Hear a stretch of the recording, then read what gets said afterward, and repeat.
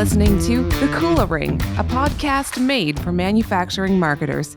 Here are Carmen Perry and Jeff White. Welcome to The Kula Ring, a podcast for manufacturing marketers brought to you by Kula Partners. My name is Jeff White, and joining me today is Carmen Perry. Carmen, how you doing, sir?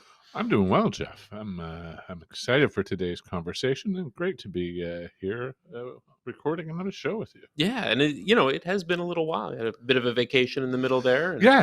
And, looking forward to that when we recorded the last episodes, and now we're post-vacation. Exactly. And it's just different. I can guarantee you, folks, that I am not any sharper as a result of vacation. There's really been no improvement in my mental state whatsoever. You should expect the same lackluster performance today as every episode.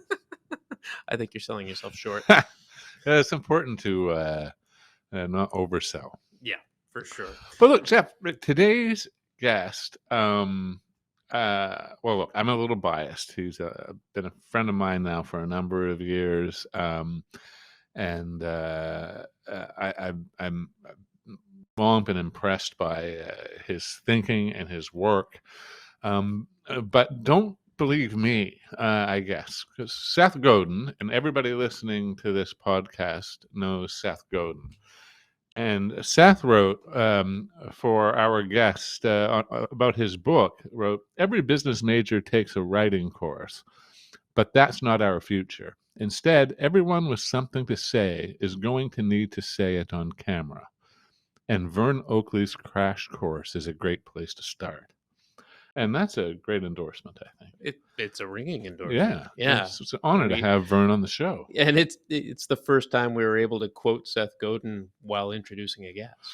Yeah, I've lied. I made up a number of Seth Godin quotes over the years, but this is the first real one.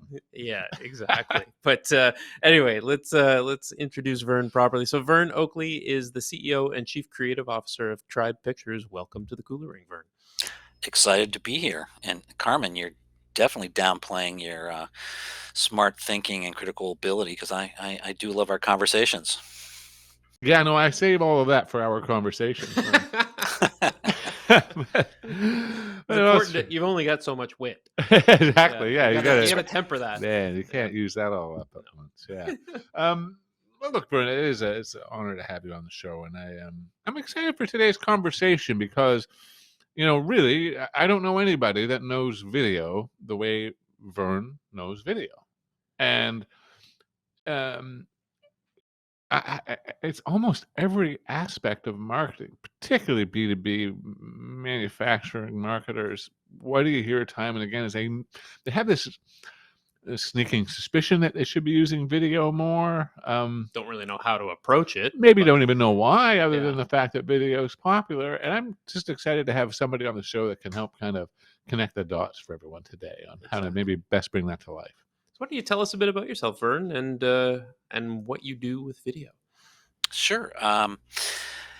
My company, Tribe Pictures, we're located in the New York metro area, and this November will be 35 years in business. So it's been quite the journey between all the revolutions from film to video to streaming to nonlinear editing to augmented reality to 3D.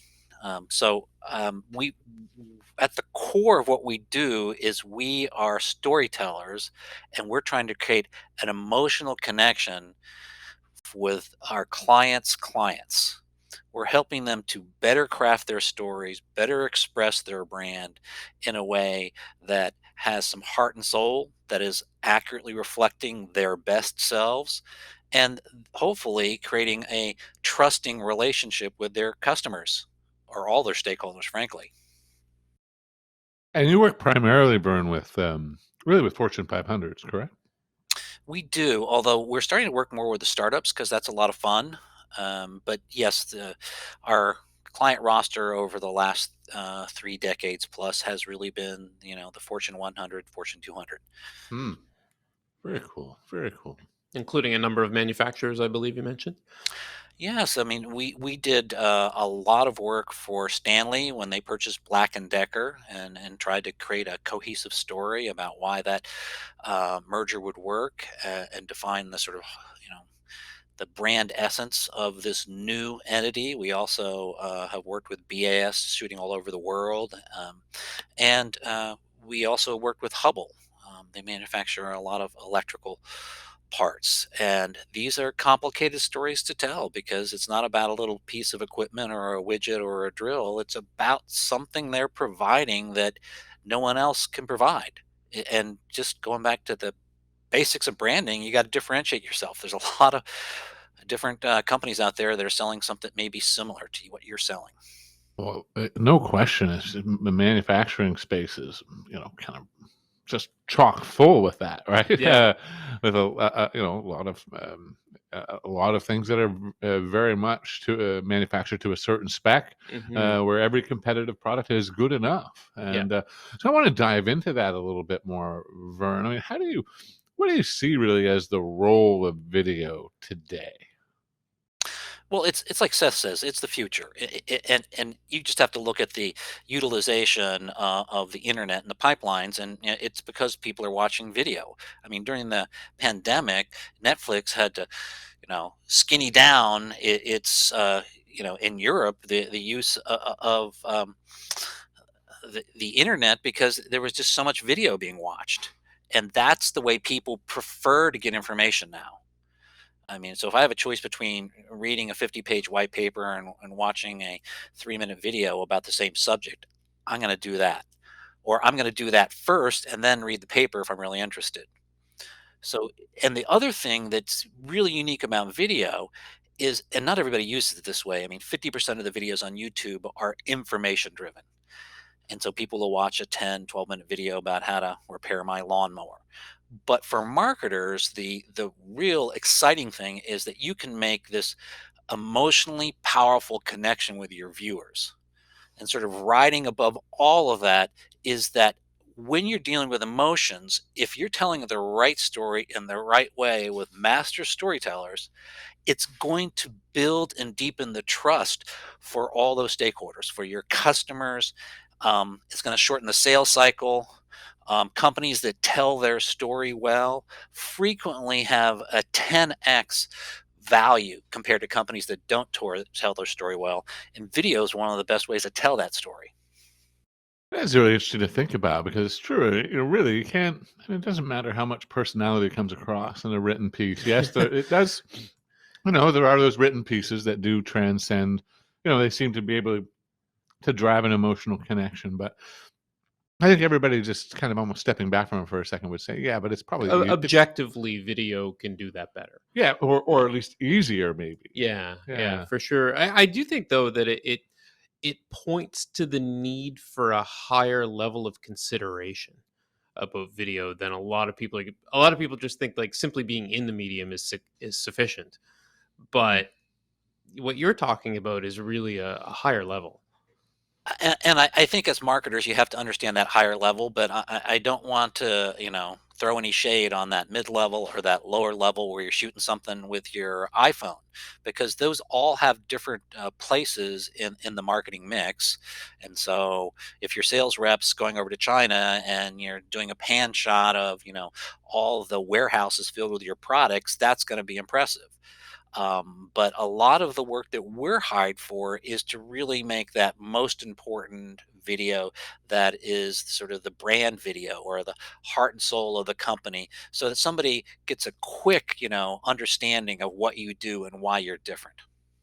And so often that means bringing the C-suite onto camera, doesn't it? And I'd be curious. I mean, I think that's a skill set that not every CEO kind of, comes prepackaged with, is it? I mean, CEOs, they need to know a lot of things. They need to be pretty good at a lot of stuff. Yeah, but being on camera or understanding how to respond in an interview isn't necessarily one of them. Yeah, like Vern, what percentage of CEOs that you work with would you say are kind of just naturals on camera?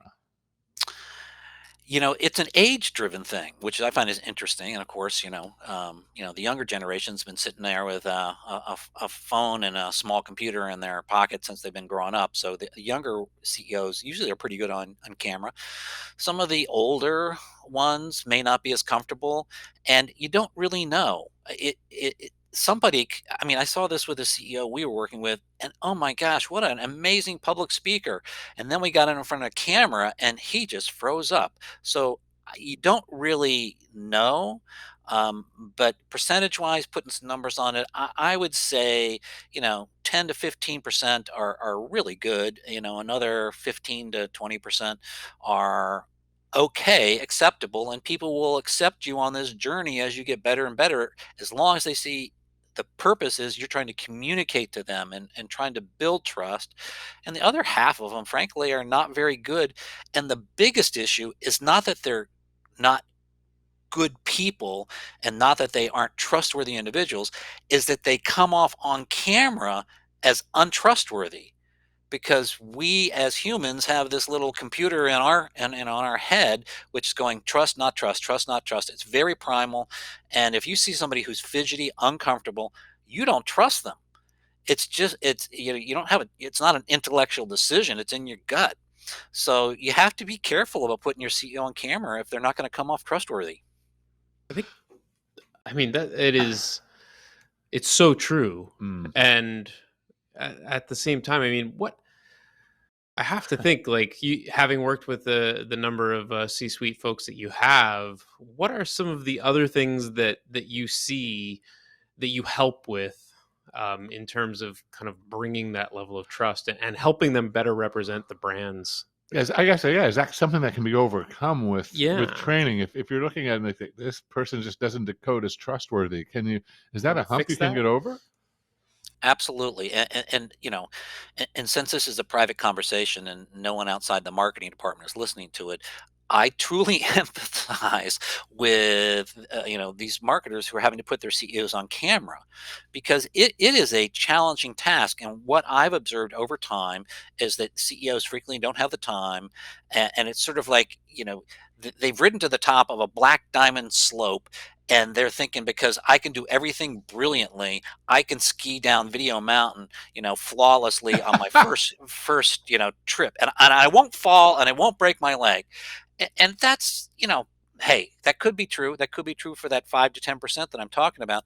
But for the rest of them, it's a little bit practice makes better. And how come nobody understands that?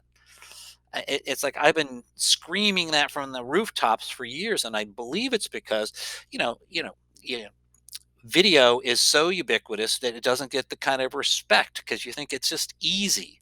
And listen, if you take a video of your kid biting your finger in the back seat and it gets, a million plus views, you think, oh my gosh, video is easy. But to craft a story, to put your CEO on camera, to really make something that's important and powerful and engages and accrues to the brand and helps to build a culture, takes a little more thought, a little more refinement, and a little more rehearsal. And it's a team sport. Video is a team sport, and that's why I like it. I like being on a team. Mm. I just want to say I've actually skied with that guy. Um, it didn't go great. Not great. Well, I'm just saying, it's too, like, Vern, you mentioned about how, in videos, you've seen lots of video, so it's ubiquitous, so it doesn't get the respect that it deserves in some way. I often felt that when I was in a more advertising focused agency in the former life. It felt like, oh yeah, now everybody's thinks that they know television advertising because they watch TV ads all the time.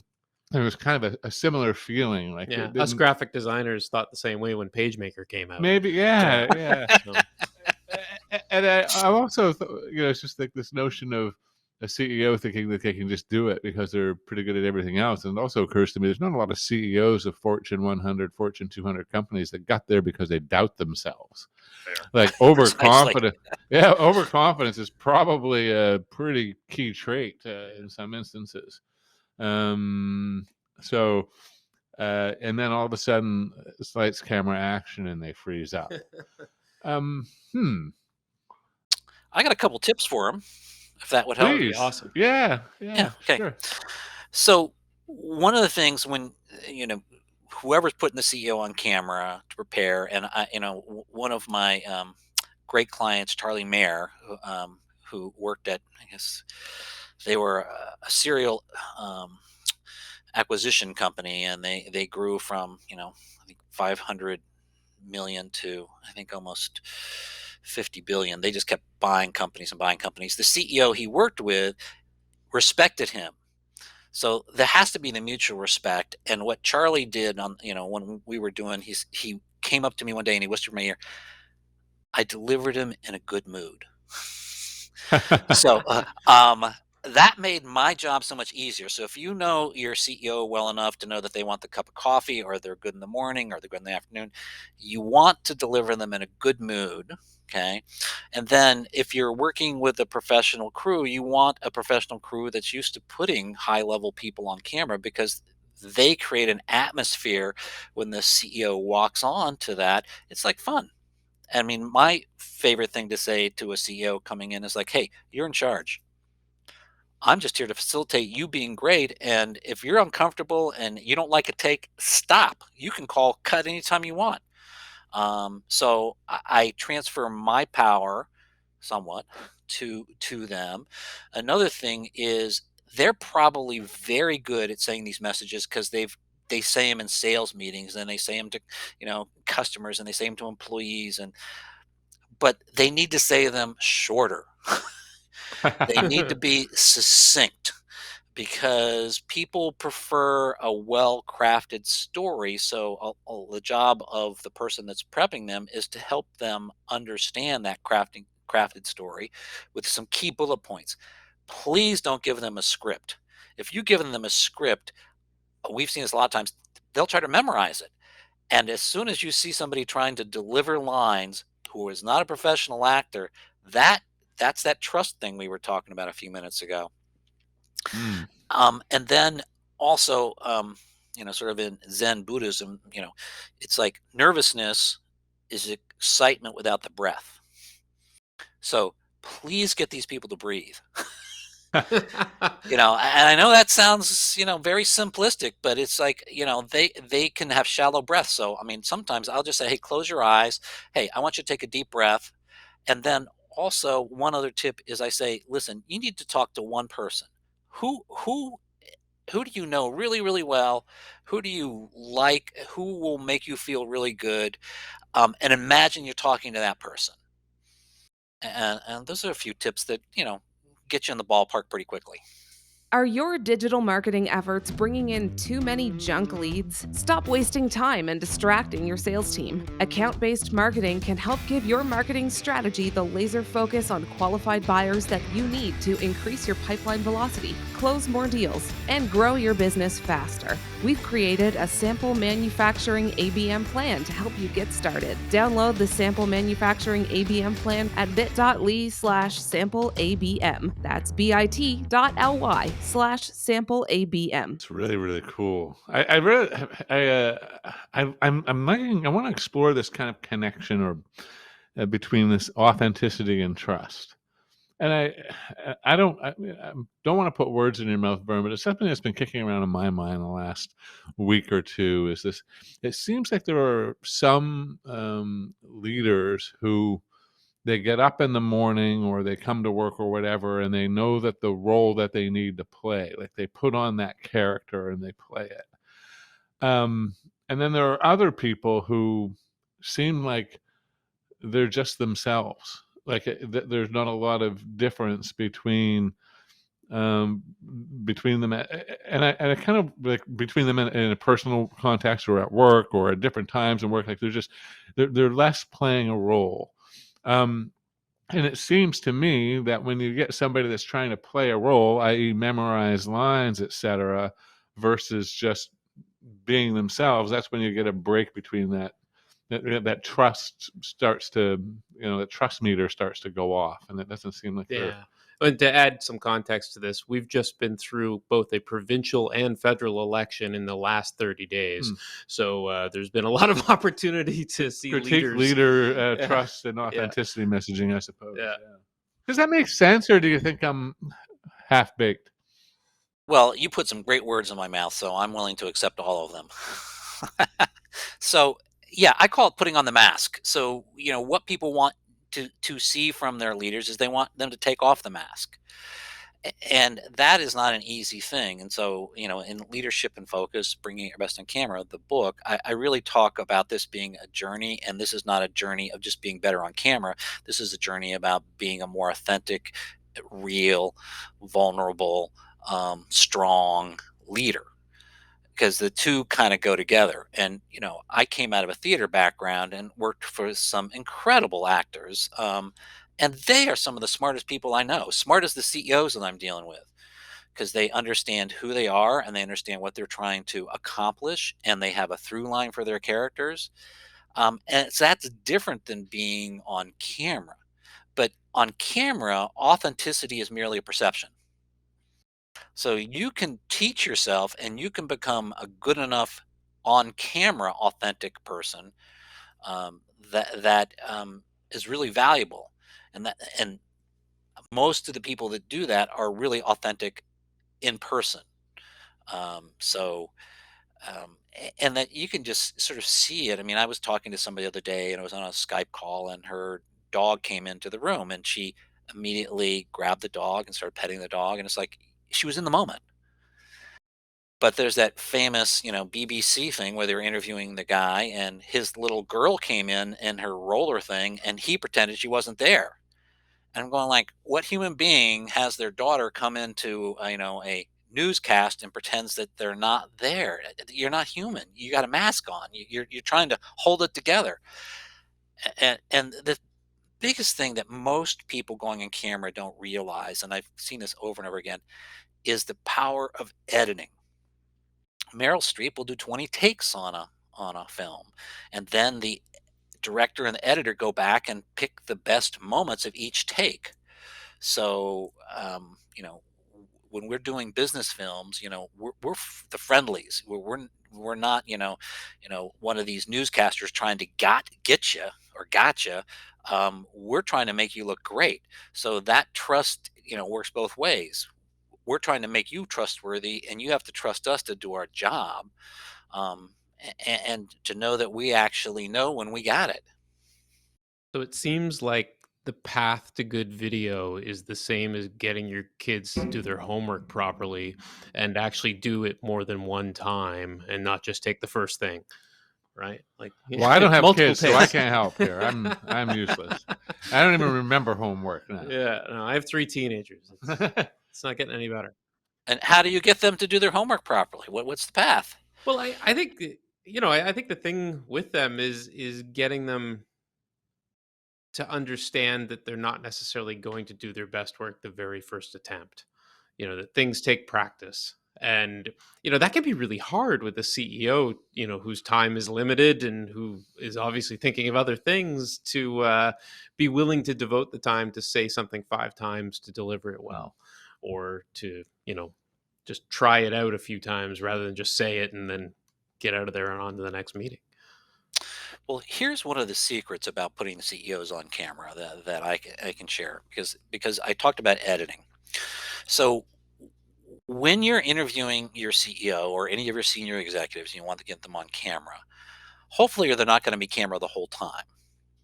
So what you need this one moment where they are saying the right words, they have the right intonation, and they have the right body language.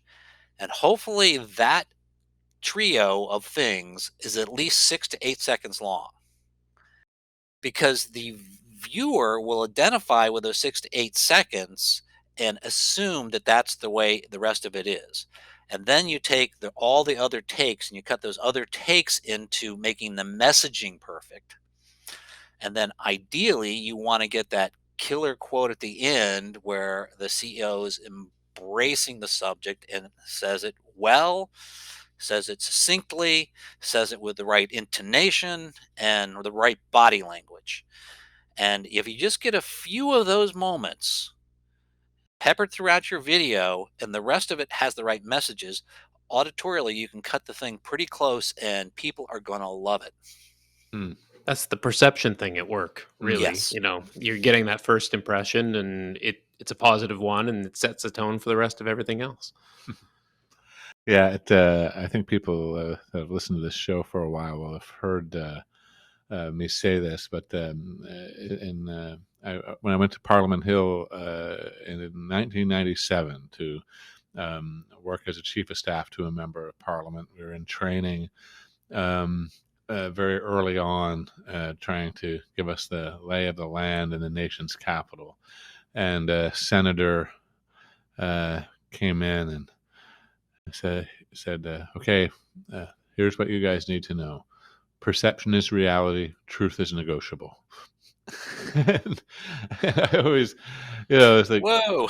okay, all right. I'm not sure everybody wants their politicians or political staffers thinking that way, but it's It's pretty accurate. I think it's accurate there, and it's probably accurate in video as well. I mean, like you say, you have the edit working for you. Well, I have to say that politicians grasp this idea of being on camera really early. And in the United States, it started with the Nixon and Kennedy debates. Because for the listeners who listened to that debate, um, Nixon won. So it was purely auditory. But the viewers saw Nixon as sort of being sweaty, fidgety, all these kinds of things we're talking about, which don't build trust. And Kennedy was charismatic, spoke well, his body language is great. And by the way, he hired and was coached by Arthur Penn, the famous director who directed Bonnie and Clyde. So sometimes you do want to bring in some help to kind of get you up to speed. I love that because uh, you know everybody can use a coach. It doesn't matter how good you are, and that's a great example of it. And I think I just heard Tiger Woods has 4 or 5 coaches. Yeah, I mean the sports analogies always get pulled out in talking about this, and they're and appropriately so. It's even I think, and it's more interesting to me to hear that JFK had Yeah. had a coach of that kind of caliber Yeah. and of that A background. bit of a different bent, for sure. And I mean, if we want to talk about Hollywood politic crossover, I suppose we could go up to Reagan, but that's another conversation for another day. Or even Trump, my God, he, reality TV star. Like, geez, like he understood the camera. Actually, I talk about that in the book. I was talking about Al Franken, Ronald Reagan, and Donald Trump before he was elected, and they understood the medium. And there's not going to be anybody who doesn't understand the medium getting into high level political office anymore. And that I believe it's part of the requirements moving forward for most of the companies in the world. Yeah. Mhm. Boy, talk about social culture informing business culture and communication, and it really is the case that things that happen globally, end up informing marketing and business approaches, Yeah, no question. immediately thereafter. Yeah. Yeah. We all steal from each other. It's a part of or the osmosis just happens. Yeah. Yeah. I've really enjoyed this chat, Vern. I'm kind of curious as we're kind of coming towards the end of the show. I guess what are some of the look? There's lots of people out there making video, and I agree with you. We don't want to just say it's about not using your iPhone. So rather than it being nearly that simplistic, I guess I'm curious. What are the biggest mistakes that you see people making as they try to embrace the medium? I think some of the mistakes that people make, film is just so kinetic, and it affects us in so many ways that when you got pictures and sound moving along, it can be pretty entertaining. I like people to really take a different view because the bigger videos, and this could even apply to the medium and small videos, iPhone stuff, is like, does it move me? Does it affect me? Does it touch me in my gut and my heart? Um, because I tend to think that information leads to understanding. I saw the lawnmower repair video. I know how to repair it. Okay. Emotions lead to actions like, oh my God, that car just looks so sexy. I want that version. I want my new Tesla S. So when you think about somebody actually participating, with your company or buying your products, some sort of emotional connection really is helpful. And I'm not talking. And listen, if you look at emotions, film and TV commercials, try to, you know, fear, excitement, laughter, but I mean, if you study emotions, there's 140 emotions. So being nuanced and understanding what you're trying to do and having somebody who can craft the right emotion for you with the film and video is so helpful. So I think people, particularly in manufacturing, because there's lots of engineers, are much more analytical. So a mistake that, happens is they think that that is going to get them where they want to go.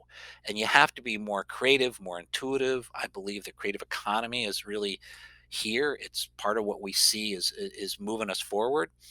So not truly understanding the power of emotions is a big mistake.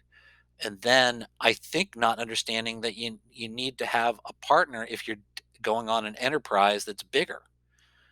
You know, um, and that if you look at your marketing budget and you say, okay, well, my marketing budget is X. What percentage do you want to devote to video, and what kinds of video?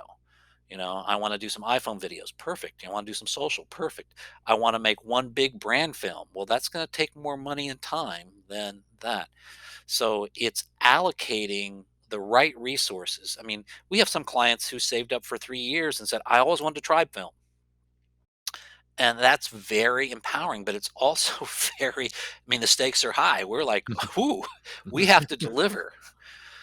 So it's understanding to budget to pay the right price to get the right people in there. You wouldn't design something without an architect, and certain companies have the ability to be the architect of your video or your story, and certain companies have the ability to sort of be the builders, and understanding that difference. Mm. It's interesting on that emotions versus the analytical front. I think it's a real challenge for a lot of manufacturers. They'll over communicate the detail, and I think there's a time and place for that. Yes. But it's probably not video.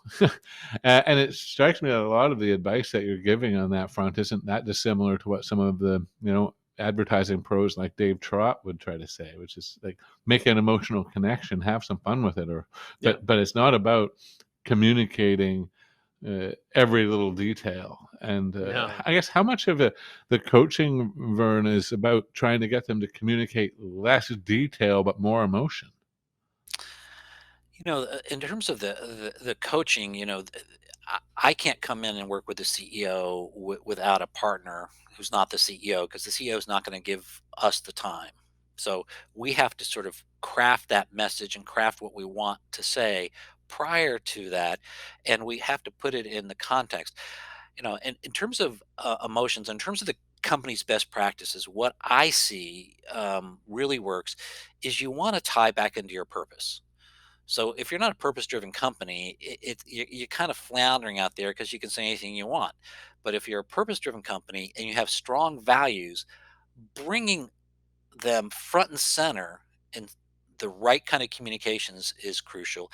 And always having that purpose and values-driven lens on all your communications is crucial over a period of time, because this doesn't happen with one video. I mean, it takes, we all know brands are built over a period of time. And video is the strongest tool to build that brand. So you need that mix of different kinds of videos, and you need to craft the story well. Got to have the strategic house in order before you approach this stuff. Yeah, really. Absolutely. Well, Vern, it's been fantastic to have you on the show today. Lots of great tips, and really glad you were able to join us. Thank you. Been fun being here. Thank you, sir. Thanks for listening to The Kula Ring with Carmen Perry and Jeff White. Don't miss a single manufacturing marketing insight. Subscribe now at kulapartners.com/The Kula Ring. That's KULApartners.com/The Kula Ring.